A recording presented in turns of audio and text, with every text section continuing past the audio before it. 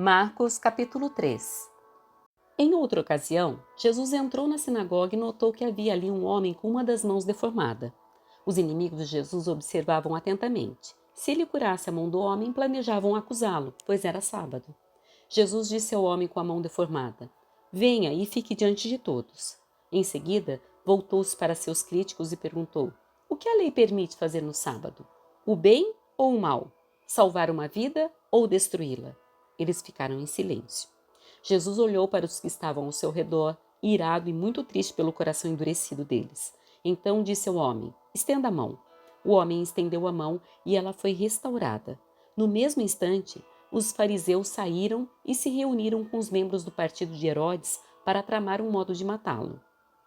Jesus saiu para o mar com seus discípulos e uma grande multidão o seguiu. Vinham de todas as partes da Galiléia, da Judéia, de Jerusalém, da Idumeia, do leste do rio Jordão e até de lugares distantes ao norte, como Tiro e Sidom. A notícia de seus milagres havia se espalhado para longe e um grande número de pessoas vinha vê-lo. Jesus instruiu seus discípulos a prepararem um barco para evitar que a multidão os esmagasse.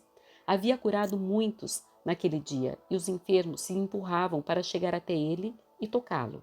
E sempre que o viam, os espíritos impuros se atiravam no chão na frente dele e gritavam: "Você é o Filho de Deus." Jesus, porém, lhes dava ordens severas para que não revelassem quem ele era. Depois, Jesus subiu a um monte e chamou aqueles que ele desejava que o acompanhassem, e eles foram.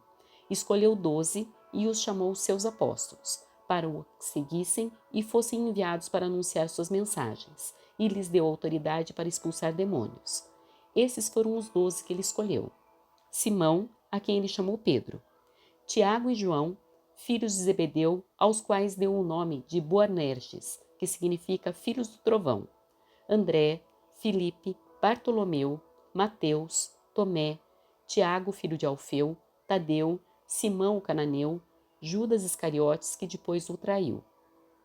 Certo dia, Jesus entrou numa casa e as multidões começaram a se juntar outra vez. Logo, ele e seus discípulos não tinham tempo nem para comer.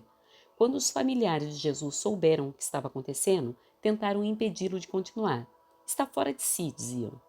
Então, os mestres da lei que tinham vindo de Jerusalém disseram: "Está possuído por Beelzebu, príncipe dos demônios. É dele que recebe poder para expulsar demônios."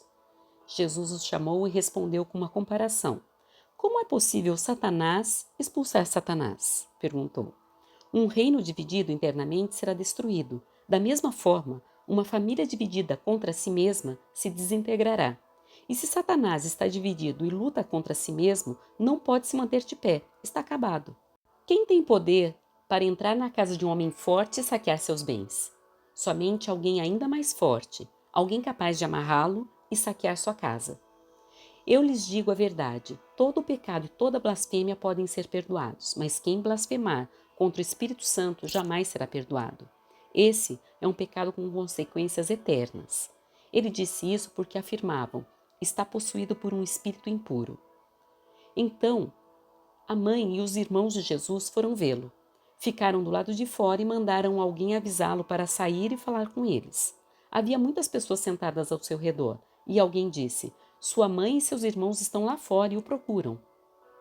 Jesus respondeu: "Quem é minha mãe? Quem são meus irmãos?"